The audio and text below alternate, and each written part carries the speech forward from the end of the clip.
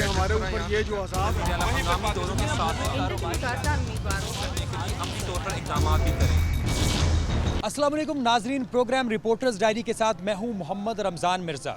नाजरीन, ट्रांसपोर्टेशन किसी भी मुल्क की बुनियादी ज़रूरत होती है। सरकारी ढांचा हो या रोज़मर्रा ज़िंदगी के मामलात, ट्रांसपोर्ट को कभी भी नज़रअंदाज नहीं किया जा सकता। पब्लिक ट्रांसपोर्ट इंट्रासिटी हो या इंटरसिटी, ये अपना भरपूर किरदार अदा करती है। फैसलाबाद का जनरल बस स्टैंड एक ऐसा ही हब है जहां पर पंजाब क्या पूरे पाकिस्तान में गाड़ियां जाती हैं। इस बस स्टैंड की सूरत हाल क्या है, ट्रांसपोर्टर्स क्या कहते हैं, मुसाफिरों को किन मुश्किलात का सामना करना पड़ता है, ये जानने के लिए हमारे साथ रहिए।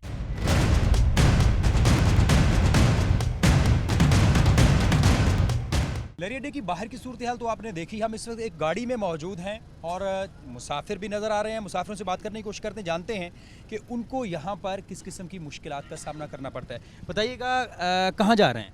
मैं मामू का जन। और पहले कहाँ से सफ़र करके पहुँचे हैं?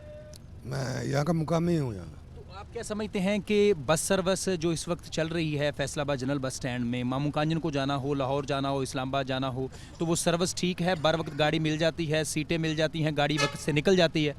नहीं, गैर मुतमईन है हम लोग। इन्हीं सर्विस जिस तरह मिलनी चाहिए उस तरह नहीं मिल रही। तो कितने मिनट हो गए आपको इस गाड़ी में बैठे हुए? पौना घंटा हो गया। और अभी भी कुछ सवारियां जो हैं वो गुंजाइश है और अभी भी इंतज़ार किया जा रहा है? अभी जा नहीं रहे। सफाई की सूरत हाल गाड़ियों के अंदर और गाड़ियों के बाहर की कैसी है? सफाई तकरीबन ठीक है, तकरीबन ठीक है। तो जो इर्द गिर्द इंतज़ामात हैं, वो वाशरूम का इंतज़ाम हो, हाथ धोने का, पानी पीने का, वो भी को मुनासिब है या नहीं? अड्डे में ठीक है, अड्डे में ठीक है, अड्डे में ठीक है। हम और भी मुसाफिरों से कोशिश करते हैं बात करने की, उनसे जानते हैं। चाचा जी, कोई गल करना चाहोगे? ਯਾਰ ਮੈਂ ਤੇ ਗੱਲ ਅੱਡੇ ਵਾਲੀ ਤੇ ਗੱਲ ਤੁਸੀਂ ਅੱਡੇ ਵਾਲੀ ਪੁੱਛਦੇ, ਅੱਡੇ ਵਾਲੀ ਗੱਲ ਕੋਈ ਨਹੀਂ। ਪਰ ਹਕੂਮਤ ਜਿਹੜੀ ਅਯੂਬ ਨਾਲ ਦੀ ਸੀ ਨਾ, ਅੱਖਾਂ 'ਚ ਹਕੂਮਤਾਂ ਜਿਹੜੀਆਂ ਜਿੰਨੀਆਂ ਵੀ ਆਈਆਂ, ਅਯੂਬ ਨਾਲ ਦੀ ਹਕੂਮਤ ਆਈ ਨਹੀਂ। ਆਹ ਤੇ ਹੁਣ ਤਵੰਨੀ ਪੀਣ ਦੀ ਤੇ ਕੁੱਤੀ ਚੱਟਣ ਦੀ, ਜਿਹਨੂੰ ਪੁੱਛੋਗੇ ਆਖਾਗਾ ਮੈਂ ਜੀ ਅੱਜ ਬੈਠਾ ਹੀ ਆ, ਸਵੇਰ ਦੇ ਇੱਥੇ ਫਾਇਲ ਲੱਗੇ ਆ ਇਸ ਗੱਡੀ ਦੇ ਵਿੱਚ। ਇਹਨੇ ਨਹੀਂ ਸਾਨੂੰ ਆਖਿਆ ਵੀ ਅਸੀਂ ਕਿਸੇ ਕਿਨਾਰੇ ਲੱਗਣੇ। ਇਹ ਹੀ ਧੱਕੇਸ਼ਾਹੀ ਆ, ਧੱਕੇਸ਼ਾਹੀ, ਫੜੋ ਫੜੀ, ਫਲੋ ਫੜੀ, ਕੋਈ ਕਿਸੇ ਦਾ ਯਾਰ ਨਹੀਂ, ਕਿਸੇ ਨੂੰ ਕੋਈ ਨਹੀਂ ਪੁੱਛਦਾ ਕਿੱਧਰੋਂ ਆਏ ਹੋ, ਕਿੱਧਰ ਜਾਣਾ ਜੇ। ਹਾਂਜੀ, ਲਾਹਨਤ ਹੀ ਆ। ਤੇ ਕਿਰਾਇਆ ਜਿੰਨਾ ਹੈ ਉਨਾ ਹੀ ਲੈ ਰਹੇ ਨੇ, ਵੱਧ ਲੈ ਰਹੇ ਨੇ, ਕੀ सूरत हाल? ਕਿਰਾਇਆ 100 ਰੁਪਈਆ ਸ਼ਾਹਕੋਟੋਂ ਫੈਸਲਾਬਾਦ ਦਾ ਜੇ ਤੇ 100 ਹੀ ਸਮੁੰਦਰੀ ਦਾ ਕਿਰਾਇਆ। ਤੇ 100 ਉਹਨਾਂ ਪੱਕਾ ਕਰ ਲਿਆ, ਪਹਿਲੋਂ 80 ਹੁਣ 100 कर लिया। जी बिल्कुल, हमारे साथ एक और बुजुर्ग भी मौजूद हैं, उनसे बात करते हैं। चाचा जी, की कहना चाहोगे? ਹਾਂਜੀ की कहना चाहोगे? ठीक है सारी सूरत हाल? ਯਾਰ ਅਸੀਂ ਕੀ ਕਹਿਣਾ, ਸਾਡੇ ਕਹੇ ਦਾ ਕੀ ਅਸਰ ਹੈ ਪੁੱਤ, ਕੋਈ ਨਹੀਂ। ਮੁਤਮਈਨ ਜੇ ਜਿਹੜੇ ਇੰਤਜ਼ਾਮਾਤ ਨੇ ਗੱਡੀਆਂ ਦੇ, ਇੱਥੇ ਲਾਰੀ ਅੱਡੇ ਦੇ ਕਿਰਾਏ ਤੋਂ ਮੁਤਮਈਨ ਜੇ ਤੁਸੀਂ? ਉਹ ਜੀ ਭਾਵੇਂ 300 ਵੀ ਹੋ ਜਾਵੇ, 4 ਮੀਲਾਂ ਦਾ ਤਾਂ ਵੀ ਮੁਤਮਿਲਾਂ ਦੇਣਾ ਨਹੀਂ ਆ, ਮਜਬੂਰੀ ਆ। ਤੁਸੀਂ ਸਮਝਦੇ ਹੋ ਕਿ ਹਕੂਮਤ ਠੀਕ ਕਰ ਰਹੀ ਹੈ? ਦੇਣਾ ਨਹੀਂ। ਆਟਾ 3500 ਨੂੰ 10 ਕਿਲੋ ਦੀ ਗੁੱਥੀ ਆ, ਮਜਬੂਰੀ ਆ। ਜਿਹਦੇ ਜੀ ਭੁੱਖੇ ਬੈਠੇ ਉਹਨੇ ਲੈ ਕੇ ਖਾਣਾ ਨਹੀਂ, ਉਹ ਕੀ ਕਰੇਗਾ, ਉਹਨੇ ਤੇ ਲੈਣਾ ਹੀ ਲੈਣਾ। भाईजान कब से बैठे हुए हैं? अभी आगे बैठे हैं भाई, अभी आगे बैठे हैं। तो यहाँ पे सर्विस ठीक है? ठीक है, बहुत ज़बरदस्त सर्विस से बात गाड़ी जा रही है। चाचा जी, की कहना चाहोगे? की कहना है, मगर ठीक है सब कुछ जो भी है। अस लाहौर तो आए, 350 रुपये किराया एक सवारी का लिया साढ़े को। पहले कितना सी किराया? पहला किराया है जी 100 रुपये, 120 रुपये किराया सी, तो हूँ 350 हो गया। दो अस आए हैं, दो जी बैठे हैं फैसलाबाद तक। 350 700 रुपया दिता दो सवारियों ने। अगे कितने जा रहे हो? अगे समुंदरी जा रहे हैं, 100 रुपया लिया एक सवारी का। कितनी देर हुई बैठे हैं? तकरीबन हो गए कोई 10 मिनट हो गए 15 बैठे हैं। जी बिल्कुल, ये सूरत हाल है यहाँ पर। और हमारे साथ एक नान टिक्की वाला था, लेकिन वो यहाँ से निकल गया है। ओवरऑल जो शहरी हैं वो मुतमईन दिखाई नहीं देते। और क्या सूरत हाल है वो भी आपको भी दिखाते हैं।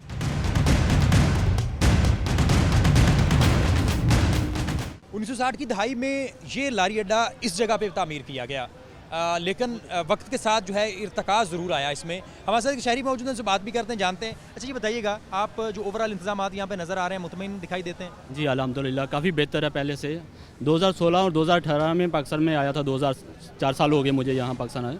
मैं तंजानिया में बेसिकली वर्क जॉब करता हूँ। अभी अल्हम्दुलिल्लाह पाकिस्तान का ये जो बस स्टैंड है बहुत बेहतर है।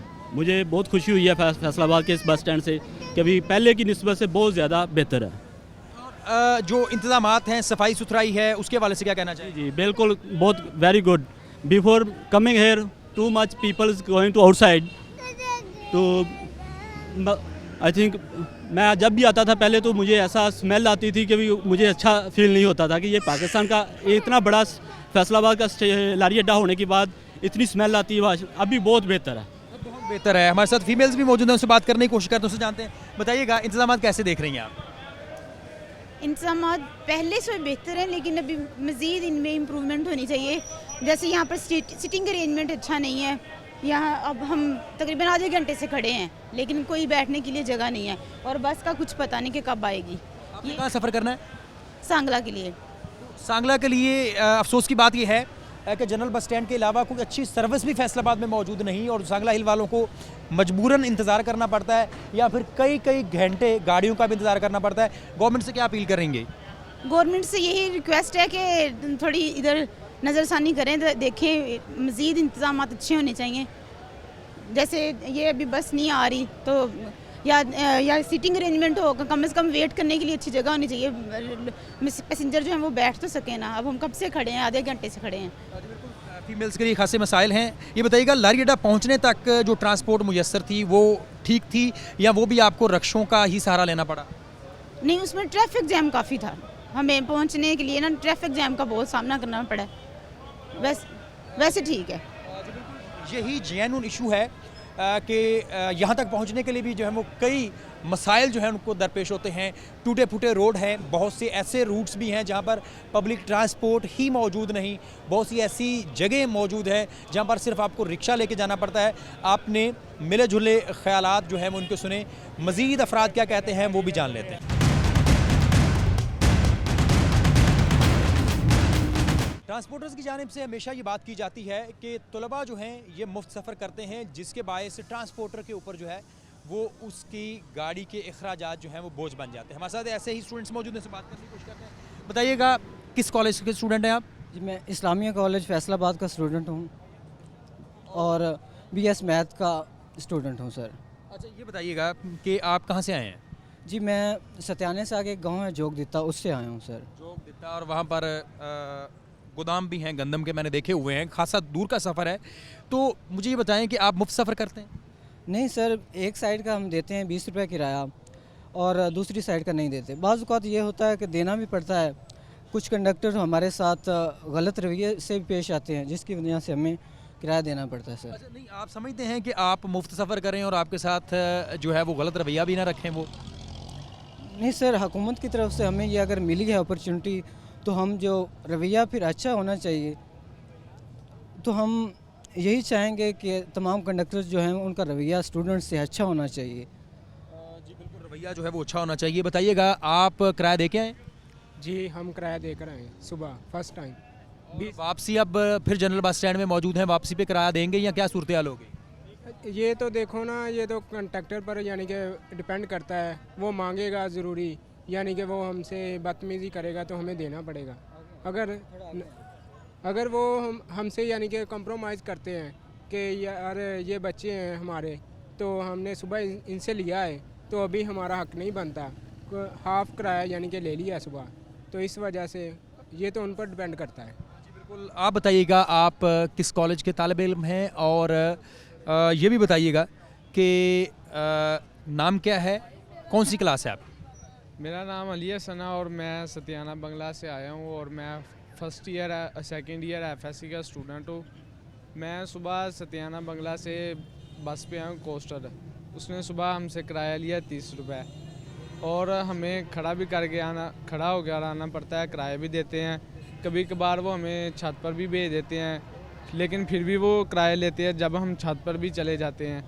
फिर सर्दी का मौसम है, अब नज़ला ज़ुकाम बुखार आम हो रहा है, इस वजह से इतना इंतज़ाम भी नहीं होता है. हम गांव के बच्चे हैं, गांव के बच्चों के पास इतने वसाइल नहीं होते कि वो सर्दी को कंट्रोल कर सके, इसलिए बाज़ औक़ात हमें बीमारी भी पेश आ जाती है, और इस वजह से हमारी पढ़ाई का नुकसान भी हो सकता है. मुझे बताएं, क्या आपके इतने वसाइल नहीं हैं कि आप आने और जाने का किराया दे सकें? नहीं, इतने हमारे वसाइल नहीं हैं. ठीक है, हम इतने अच्छे ख़ानदान से बिलोंग नहीं करते, ठीक है। लेकिन ये है कि सर्दी का मौसम में ज़्यादातर हमें छत पे जाना पड़ता है और छत पे भी किराया देना पड़ता है हमें। अच्छा ये बताएं कि गाड़ी के अंदर ऐसे इंतजामात होते हैं कि अंदर हवा ना लगे, अगर गाड़ी के अंदर कभी जगह मिल जाए बैठने के लिए? जी ज़्यादा तो मिलती नहीं है, तो जहाँ तक हमने जाना होता है ना, तो शायद एक आधे स्टॉप से पहले हमें कोई एक आधी सीट मिल जाए, नहीं तो नहीं मिलती। ज़्यादातर खड़े होकर या छत पे जाना होता है। आपके इल्ज़ाम लगाया जाता है कि आप ड्राइवर्स के साथ और कंडक्टर के साथ बदतमीज़ी भी करते हैं, कभी पटाई भी कर देते हैं, तो इस बात का क्यों नहीं ख्याल रखा जाता? देखें बहुत सारे ऐसे हैं हमारे में स्टूडेंट जो कि ना अपने राय देते हैं, वो जैसा कि मुख्तलिफ हैं, उनके अपने मसाइल हैं, ठीक है। ज़्यादातर जो कनेक्टर वगैरह हैं, ड्राइवर वगैरह हैं, वो बदतमीज़ी से पेश आते हैं, ठीक है। वो मजबूरी के साथ हमें उनके साथ एक्शन करना पड़ता है।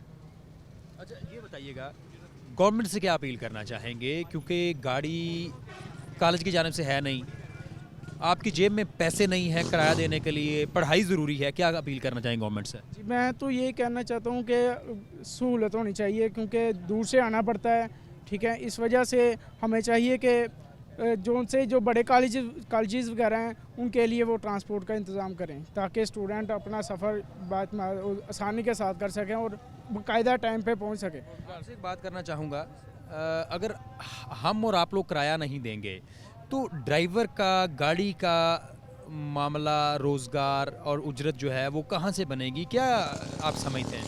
बात तो ये है ना कि अगर बस पूरी फुल होती है, एक तो फुल होती है, ओवर होती है बस, मतलब अगर 72 सीटें हैं तो उसमें 300 बंदा बैठा होता, फिर हमारे किराए का इस पर फ़र्क नहीं पड़ता। अगर हम किराया ना भी दें तो उनका रोज़गार अच्छा चल सकता है सर। जी बिल्कुल, ये बड़ी जेन्युइन बात है। इनका कहना है कि ओवरलोडिंग होती है, तो वो ओवरलोडिंग में ये अखराजात जो हैं वो मीट किए जा सकते हैं, लेकिन जो ट्रांसपोर्टर्स हैं उनके भी अपने जेन्युइन मसाइल हैं, उनके भी मसाइल सुनने की कोशिश करते हैं।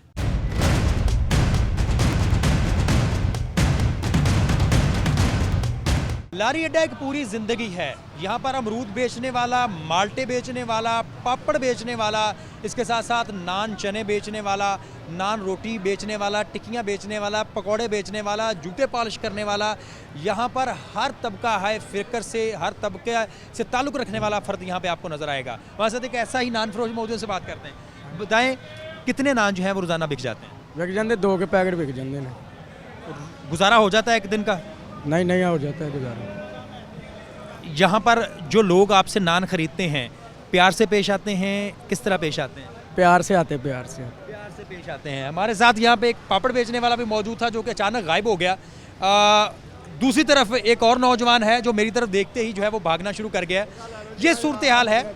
यहाँ पर बहुत कम गुफ्तगू करने वाले लोग जो हैं वो आते हैं, क्योंकि ये ऐसा जनरल बस स्टैंड है जहाँ पर पसमानदा तबका जो है वो आता है यहाँ पर, और उन्हें इंतज़ामात भी वैसे ही मिलते हैं। और अफराद क्या कहते हैं वो भी जान लेते हैं।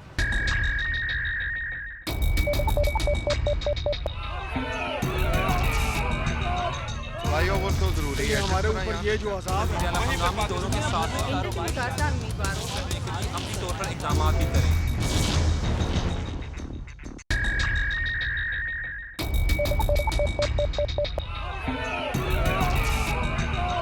भाइयों वो तो ज़रूरी है, हमारे ऊपर ये जो अज़ाब है हंगामी दौरों के साथ अपने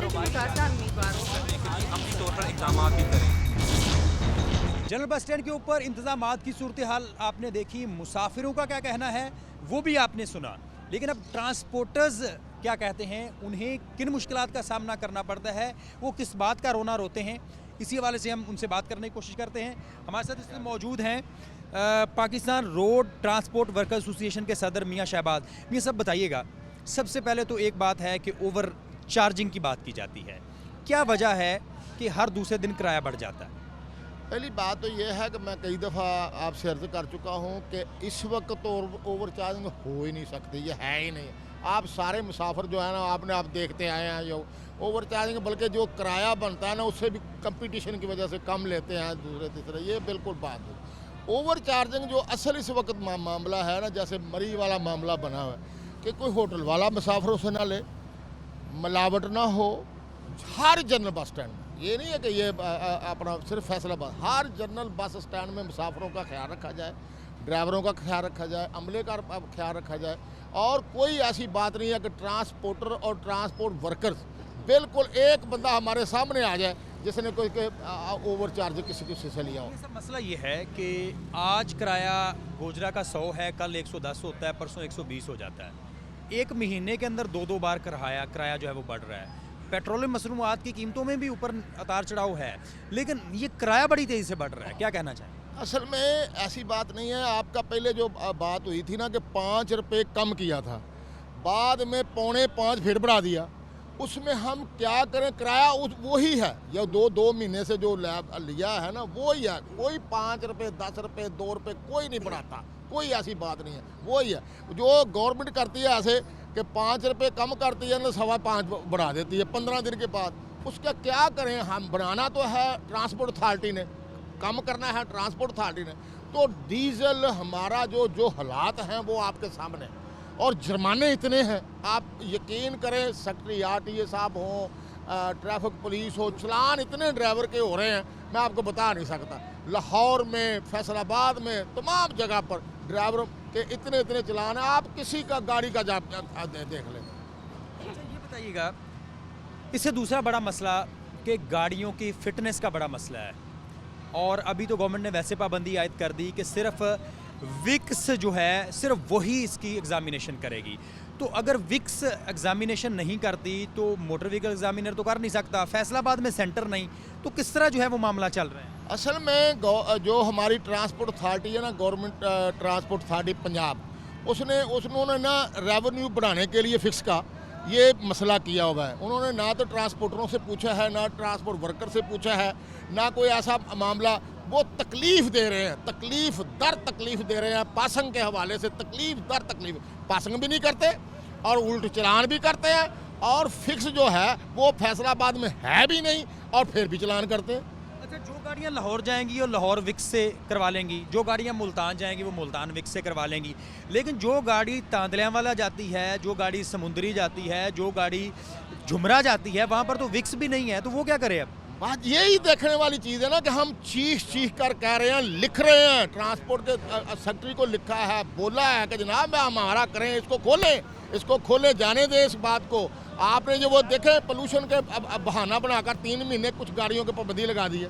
पोल्यूशन सिर्फ इसके ऊपर ही है, ये यकीन करें कोई पूछने वाला नहीं है, पता नहीं क्या हो गया। ट्रांसपोर्ट तो ऐसे समझते हैं, ट्रांसपोर्ट को इतनी सख्ती, यकीन करें मैं आपको बता नहीं सकता। ये सब एक और बात है कि ड्राइवर, कंडक्टर, कोई इनकी रजिस्ट्रेशन नहीं, आप इसके ऊपर काम क्यों नहीं करते? ट्रांसपोर्टर के आप ना सिर्फ वर्कर के आप नुमाइंदे हैं, आप ट्रांसपोर्टर के भी नुमाइंदे हैं, क्यों इन लोगों के साथ इस्तेहसाल हो रहा है?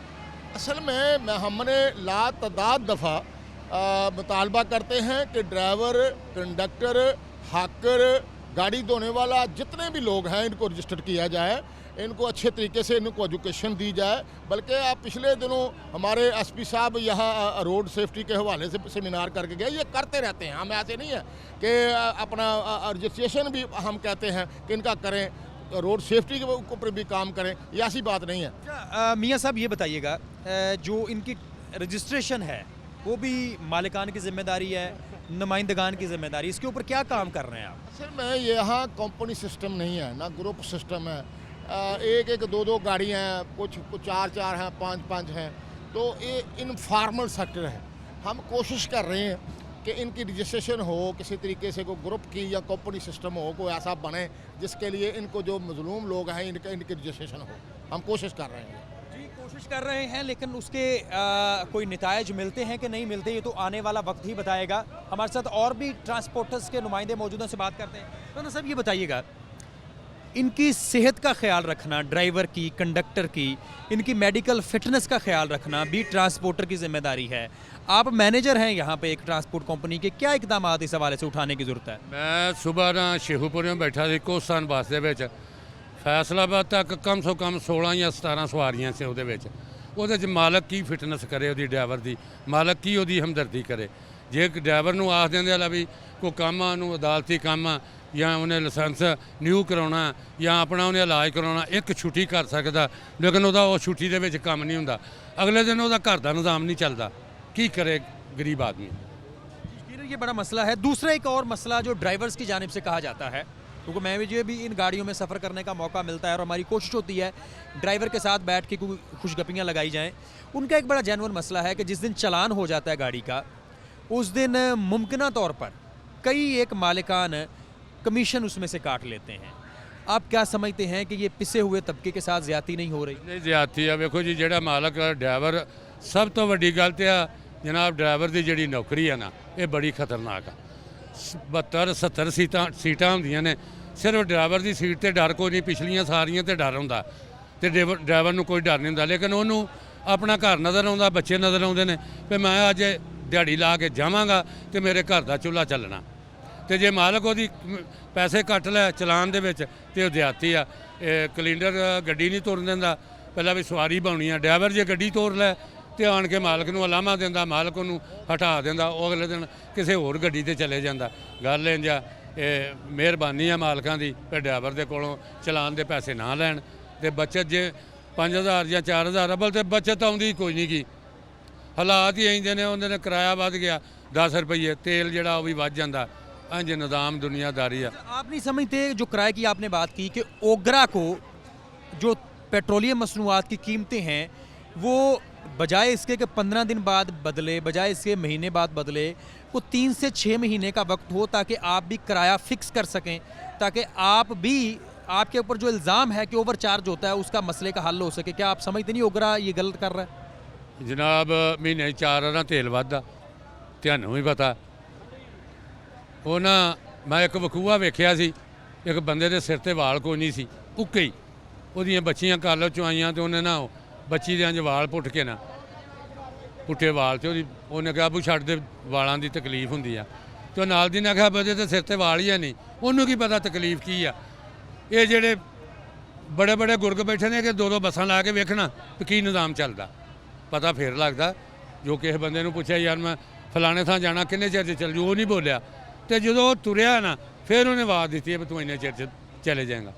ਉਹਨੇ ਕਿਹਾ ਪਹਿਲਾਂ ਤੂੰ ਬੋਲਿਆ ਨਹੀਂਗਾ। ਉਹਨੇ ਕਿਹਾ ਪਹਿਲਾਂ ਮੈਂ ਤੈਨੂੰ ਤੁਰਦੇ ਨਹੀਂ ਸੀ ਵੇਖਿਆ, ਹੁਣ ਮੈਂ ਤੈਨੂੰ ਤੁਰਦਾ ਵੇਖਿਆ, ਮੈਂ ਤੇਰੀ ਸਪੀਡ ਵੇਖ ਲਈ ਆ। ਇਹ ਜਿਹੜੇ ਬੜੇ ਬੜੇ ਵੱਡੇ ਅਫਸਰ ਜਾਂ ਦੂਜੇ ਤੇ ਜੇ ਇਹਨਾਂ ਨੂੰ ਕੀ ਪਤਾ ਗਰੀਬ ਦੀ ਤਕਲੀਫ ਕੀ ਆ। ਮੈਂ ਕਰਾਂ ਚੋਰੀ ਘਿਓ ਖੜਿਆ ਡਾਲਟਾ, ਦੇਸੀ ਮੋਗਿਆ ਮੇਰੀ ਵਾਲਦਾਂ ਦੀ ਜਾਂ ਘਿਓ ਲਿਆ, ਮੈਂ ਘਿਓ ਲੈ ਕੇ ਨਾ ਤੇ ਬੁੱਚ ਪਾ ਲਿਆ ਵੀ ਕੋਈ ਵੇਖੇ ਨਾ। ਉਹਨੇ ਕਿਹਾ ਕੋਈ ਵੇਖੇ ਨਾ। ਉਹ ਹੁਣ 400 रुपये किलो मिल रहा मेरा ट्रांसपोर्ट ना। जो कंडक्टर है या ड्राइवर है वो एक रोज़ाना आपके ख्याल में कितनी दिहाड़ी बना लेता है, उसकी रोज़ाना की उजरत कितनी बन जाती है? जी सवारी तो मुतासर आ, अगर उन्होंने सवारी लभदी आ तो वह को 5-7 एक कैलेंडर नूं फैसलाबादों तुर के ते लाहौर जाती है ना गड्डी जी, उन्होंने 100 बंदा खांदा एक कैलेंडर नूं। फैसलाबादों तुर के 100 बंदा, रस्ते ਦੇ ਵਿੱਚ ਵੀ ਮੈਨੇਜਰ ਨੇ, ਉਹਨਾਂ ਵੀ ਅੱਗੋਂ ਬੰਦੇ ਰੱਖੇ, ਉਹਨਾਂ ਨੂੰ ਵੀ ਪੈਸੇ ਦੇਣੇ ਆ, ਲਾਹੌਰ ਵੀ ਦੇਣੇ ਆ, ਚਿੱਟ ਪਰਚੀ ਵੀ ਲੈਣੀ ਆ ਤੇ ਚਲਾਨ ਦੇ ਵੀ ਦੇਣੇ ਆ। ਤੇ ਕਿਸੇ ਵੇਲੇ ਤੇ ਕੈਲੰਡਰ ਨੂੰ ਸਵਾਰੀਆਂ ਦੀ ਬਦਦੁਆ ਹੀ ਵੱਜਦੀ ਆ, ਦੁਆ ਦੀ ਵੱਜਦੀ। बड़ी मुश्किल नौकरी इसलिए है कि ना मालिक राज़ी है ना ही सवारी राज़ी है, इसके बावजूद भी चूँकि पेट है तो उसको भरने के लिए कर रहे हैं। क्या अपील करना चाहेंगे हुकूमत से और जो ट्रांसपोर्ट मालिकान हैं? अपील तो यही है भी जिन्नी बगैर तो नौकरी कैलेंडर दी आ ना, मेरे तो हिसाब ना उन्नी है ही कोई इज्जत ही कोई नहीं इस महकमे च। मैं सवेरे वेख्या ड्राइवर एक बड़ा इज्जतदार बंदा सी, किड़ी किड़ी दाड़ी से उन्होंने माना वाले स्टूडेंटा ने ला के तो डांगा मारन दिया, चपेड़ा मारन दिया। की इज्जत है उसकी? हर बंदे दी, हर बंदा इज्जतदार है, हर बंदा इज्जतदार है, कोई नहीं करता। ये मेरा दिल का उस पासे में कम सो कम भी थोड़े भी होए तो 60-70 स्टूडेंट होने। बताइएगा मियाँ साहब, आप भी कुछ बात करना चाह रहे हैं? ड्राइवर ਜਿਹੜਾ ड्राइवर ਦੀ ਸਵਾਰੀਆਂ ਦੇ ਸਾਹਮਣੇ ਜਿਹਨੂੰ ਮਾਰਿਆ ਜਾਏਗਾ ਉਹ ਖਾਕ ਚਲਾਏਗਾ ਗੱਡੀ, ਉਹ ਐਕਸੀਡੈਂਟ ਕਰੇਗਾ, ਜਿਹਨੀ ਮਫਲੂਜ ਕਰ ਦੇਣਾ। ਤੁਸੀਂ ਅਗਰ ਕੋਈ ਪੁਲਿਸ ਵਾਲਾ ਜਾਂ ਮੁਸਾਫਰ ਜਾਂ ਕੋਈ ਸਟੂਡੈਂਟ ਡਰਾਈਵਰ ਨੂੰ ਮਾਰਦਾ ਹੈ, ਉਹਦੇ ਸਾਹਮਣੇ ਮਾਰਦਾ, ਗੱਡੀ ਚੱਲਦੀ ਨੂੰ ਮਾਰਦਾ, ਰੋਕਦਾ ਜਾਂ ਉਹਦੇ ਨਾਲ ਬਹੁਤ ਜ਼ਿਆਦਤੀ ਕਰਦਾ, ਉਹਨੇ ਗੱਡੀ ਕੀ ਚਲਾਉਣੀ ਹੈ? ਉਹ ਤੇ ਜ਼ਹਿਨੀ ਮਫਲੂਜ ਹੋ ਗਿਆ। ਉਹਨੇ ਤੇ ਜਿਹਨੇ ਮਾਰਿਆ ਉਹਨੇ ਪਿਛਲੀਆਂ 50 ਸਵਾਰੀਆਂ ਦਾ ਵੀ ਖਿਆਲ ਨਾ ਕੀਤਾ।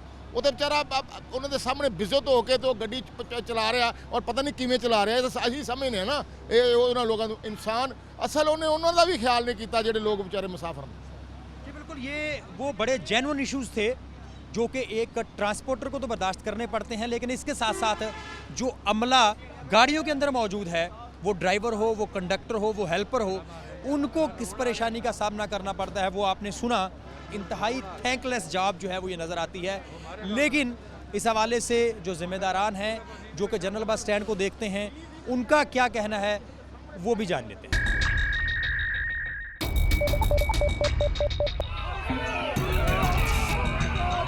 फ्लाईओवर तो ज़रूरी है। हमारे ऊपर ये जो अज़ाब है, हम दोनों के साथ में हम तौर पर इक़दाम भी करें।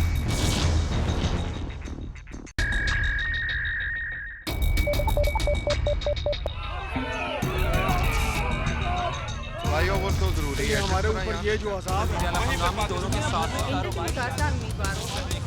तौर पर इक़दाम भी करें। मुसाफिरों की क्या शिकायत थी और ट्रांसपोर्टर्स के क्या शिकवे थे वो तो आपने सुने। हमारे साथ इस वक्त assistant administrator general bus stand Rana Habibullah मौजूद हैं, उनसे बात करते हैं। राना साहब, बहुत शुक्रिया आपने वक्त दिया। राना साहब, ये बताइएगा, सबसे पहला सवाल ये है, कोरोना के दिनों के दौरान खासी सफाई जो थी वो जनरल बस स्टैंड में नज़र आई, अब वैसी सूरत हाल नहीं दिखाई दे रही। उसमें सूरत हाल ये है कि इन जो बारिशें होकर हटी हैं ना, इन पिछले दिनों को तकरीबन 7-8 दिन बारिशें रही हैं, उस वजह से थोड़ा सा मामला डिस्टर्ब है। लेकिन कर रहे हैं हम, डेली बेसिस पे ये सफाई का काम हो रहा है, बल्कि रात 12 बजे तक ये सफाई का सिलसिला चलता रहता और इंशाल्लाह आपको चंद दिनों में ये बहुत बेहतर सूरत हाल नज़र आएगी। अच्छा सर, दूसरी बात ये है कि हमेशा ही से मुसाफिरों का ये शिकवा रहा है कि किराया ज़ायद वसूल किया जाता है। दूसरी जानब ट्रांसपोर्टर्स का भी शिकवा है कि तेल की कीमतों में बड़ी तेज़ी से उतार चढ़ाव आ रहा है, इजाफा आ रहा है, जिस वजह से ये मसला है। तो बताइएगा कि ओवर चार्जिंग या जो किराए हैं उनको कंट्रोल करने के लिए क्या इक़दाम किए जा रहे हैं? उसमें ये है कि एक टीम बनी हुई है सेक्रेटरी आरटी साहब की तरफ से भी, वो ख़ुद भी विज़िट करते हैं, चेक करते हैं और मौके पे लोगों को जुर्माने किए जाते हैं। और इसी तरह रोड्स पे भी हैं टीमें काम कर रही हैं, वो भी जुर्माने करती हैं जिससे ओवर चार्जिंग हो।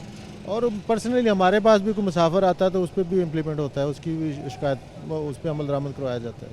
अच्छा ये बताइएगा, गाड़ियों की फ़िटनेस का मसला बहुत जेन्युइन मसला है। मुतअद्दिद हादसात भी हुए और कहीं पर ओवर स्पीड की बात की जाती है, कहीं पर गाड़ी के मिसफिट होने की, कभी कोई राड खुल जाता है, कभी ब्रेक्स फेल हो जाती हैं। फैसलाबाद में विक्स का सेंटर मौजूद नहीं है। ये सारे वो ज़मीनी हक़ाइक़ हैं। गाड़ी की फ़िटनेस को यकीनी बनाने के लिए क्या इक़दाम हुकूमती सतह पर उठाए जा रहे हैं? हमारे पास थे पहले 2 MV थे इधर जो फिटनेस चेक करते थे गाड़ियों की। अब वो एक अपॉइंट किया उन्होंने, तो वो ज़रूरत तो हमारे पास है कि 2 ही होने चाहिए, MV 2 होने चाहिए ताकि गाड़ियों की फ़िटनेस चेक करें। दूसरा ये भी है कि यहाँ पे भी फैसलाबाद में भी एक विक्स सिटी है फैसलाबाद, यहाँ भी विक्स का सेंटर होना चाहिए ताकि वो गाड़ियों की पासिंग हो सके, इधर ही हो सके।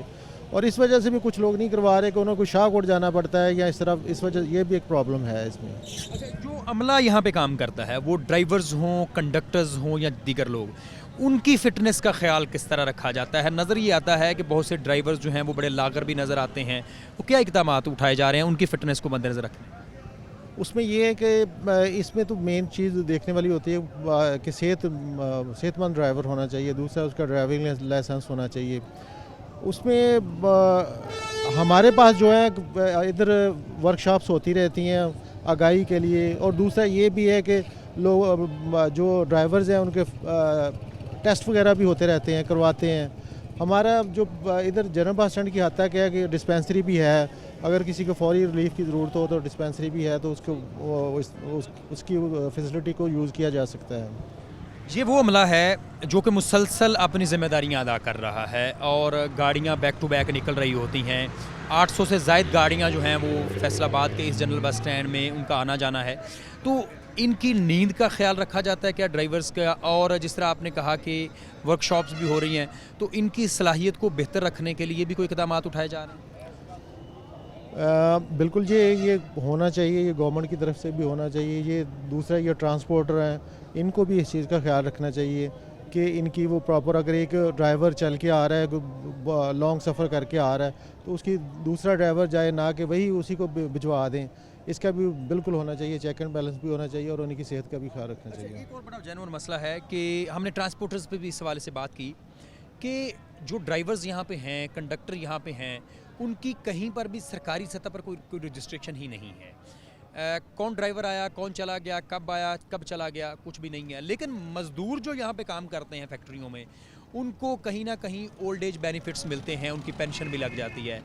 यहाँ पे ऐसा सिस्टम नहीं है। क्या आप समझते नहीं कि हुकूमत को इस हवाले से अपनी जिम्मेदारी अदा करनी चाहिए और को पेंशन का सिस्टम डेवलप करना चाहिए, इनकी रजिस्ट्रेशन होनी चाहिए?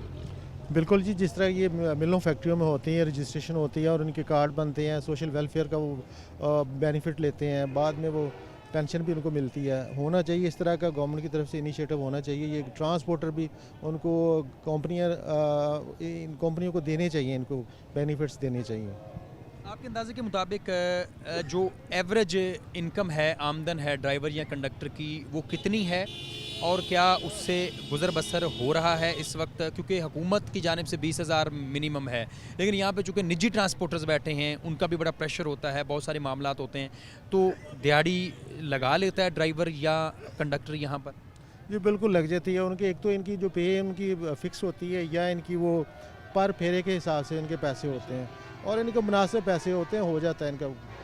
अच्छा, एक और चीज़ जो कि ट्रांसपोर्ट के शोबे में बड़ी अशद ज़रूरत महसूस होती है, वो फैसलाबाद का जनरल बस स्टैंड हो या फैसलाबाद में निजी जो है वो बस स्टैंड हो, जो ट्रांसपोर्टर का अमला होता है, वो ड्राइवर हो या कंडक्टर हो, हमेशा मुसाफिर को शिकायत रहती है कि उसकी जानिब से रवैया जो है वो बड़ा जो था वो सख्त था, गुफ्तगू का अंदाज़ नहीं था।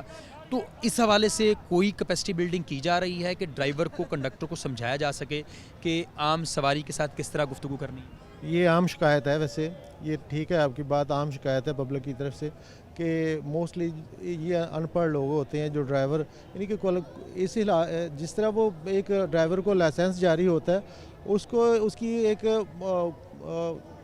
एजुकेशन भी होनी चाहिए कि उसकी क्या, उसका म्यार क्या होना चाहिए उसकी लाइसेंस होल्डिंग का, उसमें वो क्वालिफ़िकेशन भी उसकी होनी चाहिए। और उनकी जिस तरह ये मैंने पहले आपको बताया कि वर्कशॉप्स हम करते हैं इधर, इनकी वो बिहेवियर को बेहतर करने के लिए, ताकि ये लोगों के साथ, मुसाफिरों के साथ कोई बेहतर रवैया इख्तियार करें, होती रहती है इसमें। जी, यकीनन उसकी ट्रेनिंग का कोई बंदोबस्त नहीं है और बड़े अफसोस किसे कहना पड़ रहा है कि ड्राइवर्स ड्राइव तो अच्छा कर सकते हैं, कंडक्टर अपनी ज़िम्मेदारी तो अदा कर सकता है, लेकिन इसके साथ साथ उसकी कैपेसिटी बिल्डिंग जो अखलाकियात के हवाले से हो, उसका उन्होंने भी एतराफ़ किया है कि ऐसा सिस्टम होने की ज़रूरत है। अच्छा, एक और बात, गाड़ियों की ओवर चार्जिंग शहर से बाहर निकलने के हवाले से की जाती है कि यहाँ पर तो किराया लिया जाता है जो तयशुदा है, लेकिन बाहर निकलते ही किराए जो हैं वो बदल जाते हैं। सेक्रेटरी RTA भी मौजूद होते हैं, ट्रैफिक के एहलकार भी मौजूद हैं, यहाँ पर भी इन्हें समझाया जाता है कि तयशुदा किराया जो है उसके ऊपर अमल दरामद किया जाए। देखिए जी, इसमें कोशिश तो पूरी की जाती है कि किराए जो गवर्नमेंट की तरफ से मुकर्रर हैं वो लिए जाएं। उसमें थोड़ा सा बाज़ औक़ात होता है कि पेट्रोल बढ़ जाता है तो बाद में वो जो गवर्नमेंट की तरफ से किराए बाद में बढ़ाए जाते हैं, उस दौरान फिर वो एक गैप जब आता है तो फिर वो लोगों की शिकायतें होती हैं। तो इसमें बाकी ये रोड्स पे वो जो चेकिंग का निज़ाम है वो सेक्रेटरी RTA साहब का होता है, उनकी टीमें वही काम करती हैं, वही जुर्माने करती हैं उनको। लारी अड्डे के अंदर ही होटल्स भी मौजूद हैं, पनाहगाह भी मौजूद है, वहाँ पर जो खाने पीने की सूरत हाल जो है वो भी तसल्ली बख्श उस तक नज़र नहीं आती। तो इसमें आपकी और पंजाब फूड अथॉरिटी की भी जिम्मेदारी है, किस तरह अदा कर रहे हैं ये जिम्मेदारी? हम देखें जी, हम डेली की बुनियाद पर, रोज़ाना की बुनियाद पे हम इन लोगों को चेक करते हैं, इनके बर्तन वगैरह चेक करते हैं और खाने का म्यार चेक करते हैं। बाकी दूसरा ये पंजाब फूड अथॉरिटी के लोग भी आते हैं, वो भी चक्कर लगाते हैं, इनको जुर्माने भी करते हैं, उनकी हिफ़्ज़ाने सेहत के असूलों को उनको उसके मुताबिक इनको चेक एंड बैलेंस करते हैं वो। अच्छा, ये एक आखिरी बात कि आम तौर पर शिकायत सेल भी होता है, यहाँ पर कोई शिकायत का बंदोबस्त है कि अगर कोई किसी साइल को कोई सवाल, कोई मसला, कोई शिकायत हो तो वो कोई राब्ता नंबर या कोई ऐसा बॉक्स जिसमें वो शिकायत डाल सके? बिल्कुल जी, वैलिड पॉइंट है आपका। ये हम वैसे ओवरऑल इधर लाउड स्पीकर पे ऐलानात भी करवाते रहते हैं कि अगर किसी को मसला, वाकई हमारे सिक्योरिटी वाले इधर फिरते रहते हैं, हमारे माशाल्लाह काफ़ी सिक्योरिटी का काफ़ी ज़्यादा हमारे तादाद में सिक्योरिटी है, वो फिरते रहते हैं, अगर किसी को शिकायत हो उसी को भी बता सकते हैं। बाकी मैं तकरीबन इधर 5-6 बजे तक इधर ही होता हूँ, तो मेरे पास भी शिकायतें आती हैं तो इनका अजाला करने की कोशिश करते हैं। जी बिल्कुल, जो शिकायत आती हैं उनका अजाला किया जाता है। उनका ये भी कहना है कि ये भी बड़ा वैलिड पॉइंट है कि शिकायत बॉक्स भी रखा जाए या टोल फ्री नंबर भी दिया जा सके। सारी चीज़ों के का कता नज़र अगर हम फैसलाबाद के जनरल बस स्टैंड के ऊपर एक नज़र डालें तो ये पंजाब का बिलाशुबा सबसे बड़ा बस स्टैंड और साफ़ सुथरा बस स्टैंड जो है उसे कहा जा सकता है। उसकी वजह यह है कि जब इसे बनाया गया तो इसमें जो क्वालिटी थी, जो मयार था, उसको मद्देनज़र रखा गया। यही वजह है कि पूरा फैसलाबाद अगर कीचड़ का भरा भी हुआ है तो जनरल बस स्टैंड में कीचड़ नज़र नहीं आता। दीगर चीज़ें भी यहाँ पर बहुत बेहतर हैं, लेकिन इस उम्मीद के साथ कि जिन कमी कोताहियों की हमने निशानदही की उनको दूर किया जाएगा। मुझे इजाज़त दीजिएगा, अल्लाह ने के बाद।